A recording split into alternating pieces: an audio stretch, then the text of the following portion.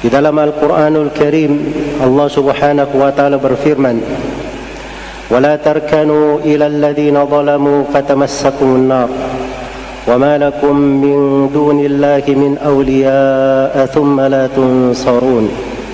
Janganlah kalian condong kepada orang-orang yang zalim sehingga kalian disentuh oleh api neraka. Tidak ada penolong bagi kalian dari Allah Subhanahu wa taala. Kemudian tidak ada yang bisa menjadi pelindung terhadap kalian dari siksaan Allah Subhanahu wa taala. Kemudian kalian tidak akan mendapatkan pertolongan. Di dalam ayat yang agung ini terdapat sebuah peringatan besar dan membangun sebuah kaidah yang agung di dalam beragama, bahwa orang-orang yang beriman, kaum muslimin, memiliki jalan yang membedakannya antara pengikut kebenaran dan pengikut kebatilan. Mereka menempuh sebuah jalan yang mereka berkomitmen di atasnya menuju kepada Allah Subhanahu wa taala dan hari akhirat. Berbeda dengan jalan orang-orang yang kafir, keluar dari jalan Allah Subhanahu wa taala, jalan penduduk neraka. Karena itu Allah ingatkan, wala tarkanu ila alladhina zalamu. Jangan kalian condong kepada orang-orang yang zalim. Dan ini ayat dasar besar tentang haramnya segala jenis perbuatan kezaliman. Dan kezaliman itu beraneka ragam. Dan di antara kezaliman yang terbesar adalah kesyirikan. Inna syirka la zulmun azim. Kesyirikan adalah kezaliman yang terbesar. Dan di antara kezaliman adalah kekufuran. Dan di antara bentuk kezaliman ada hal yang merupakan dosa dan maksiat. Maka condong kepada orang-orang yang zalim itu adalah hal yang dilarang. Dan kecondongan itu adalah kecenderungan yang ringan akan sesuatu.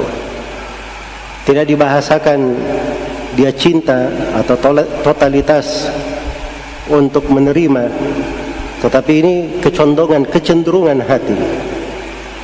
Di kecenderungan saja itu dilarang, apalagi pada hal yang merupakan bentuk dari loyalitas dan kecintaan yang pasti kepada orang-orang yang zalim. Sebagian ulama ada yang menafsirkan ayat, jangan kalian condong kepada orang-orang yang berbuat kesyirikan. Dan di antara ulama ada yang menafsirkan, jangan kalian ridha terhadap amalan-amalan orang yang zalim. Dan ini semuanya adalah makna yang benar tercakup di dalam kandungan ayat. Karena itulah dari pokok agung di dalam agama ini, seorang hamba teguh di atas agama, di atas syariat, dan dia jangan condong kepada orang-orang kafir, orang-orang zalim dengan segala amalan dan perbuatan mereka. Allah Subhanahu wa taala berfirman, "Tsumma ja'alnaka 'ala syari'atin minal amri fattabi'ha wa la tattabi' ahwa'a alladziina la ya'lamun." Kemudian kami jadikan engkau ya Nabi Muhammad di atas sebuah syariat dari perkara, maka ikutilah syariat tersebut dan jangan kalian mengikuti hawa nafsu orang yang tidak mengetahui. Dan Allah Subhanahu wa taala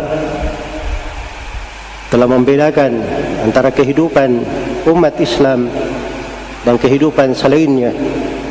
Apa naj'alul muslimina kal mujrimin? Apakah kami menjadikan kaum muslimin seperti orang-orang yang bergelimang dosa? Am naj'alul ladzina amanu wa amilus salihat kal mufsidina fil ard? Am naj'alul muttaqina kal fujjar? Apakah kami menjadikan orang yang beriman dan beramal salih sama seperti orang yang berusak di atas muka bumi? Ataukah kami menjadikan orang-orang yang bertakwa sama dengan orang-orang fajir? Ini pertanyaan pengingkaran, bahwa sungguh tidak sama antara mereka. Hal yastawi alladhina ya'lamuna wal ladhina la ya'lamun? Apakah sama orang yang mengetahui dan tidak mengetahui? Maka dua jalan telah digariskan, dan umat ini diwajibkan untuk mengikuti jalan Allah, jalan Rasulullah sallallahu alaihi wasallam. Maka ini kelurusan jalan yang selalu kita minta ketika membaca surah Al-Fatihah. Ihdinas siratal mustaqim, siratal ladzina an'amta alaihim, ghairil maghdubi alaihim waladdallin. Ya Allah, berilah kami hidayah pada jalan yang lurus, yaitu jalannya orang-orang yang Kau beri nikmat atas mereka. Minta jalan yang lurus, jalannya para nabi dan para rasul, dan orang-orang yang bersama mereka. Kemudian kita berlindung dari dua jalan yang keliru, bukan jalan orang-orang yang dimurkai, yaitu dari kalangan Yahudi yang mengetahui ilmu tetapi tidak mengamalkannya, dan bukan pula dari jalan orang-orang yang disesatkan, dan itu dari kalangan orang-orang Nasara yang beramal tanpa ilmu. Dan Rasulullah sallallahu alaihi wasallam telah menegaskan haramnya menyerupai orang-orang kafir. Di dalam hadits riwayat Bukhari dan Muslim dari Abu Sa'id Al-Khudri, beliau mengingatkan fitnah yang akan menimpa di masa mendatang. La tabi'unna sanana man kana qablakum shibran bi shibrin wa dira'an bi dira'in hatta law dakhalu juhra dabbin tabi'tumuh. Sungguh kalian akan mengikuti jalannya orang-orang sebelum kalian, sehasta sejengkal demi sejengkal, sehasta demi sehasta, sampai kalau mereka masuk ke lubang biawak, lubang binatang buas, kalian juga akan mengikutinya. Maka para sahabat berkata, Ya Rasulullah, al-Yahudu wan Nasara, apakah mereka orang-orang Yahudi dan Nasara? Maka kata Nabi sallallahu alaihi wasallam, faman, siapa lagi? Diriwayatkan oleh Abu Daud dari Ibnu Umar radhiyallahu anhuma, Rasulullah sallallahu alaihi wasallam bersabda, man tashabbaha biqaumin fahuwa minhum.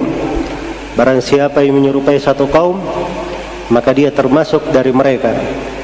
Karena itu seorang muslim tidak dibenarkan bersyirikat dalam bentuk apapun di dalam perayaan orang-orang kafir, di dalam kegiatan-kegiatan mereka yang merupakan ciri khasnya orang-orang kafir.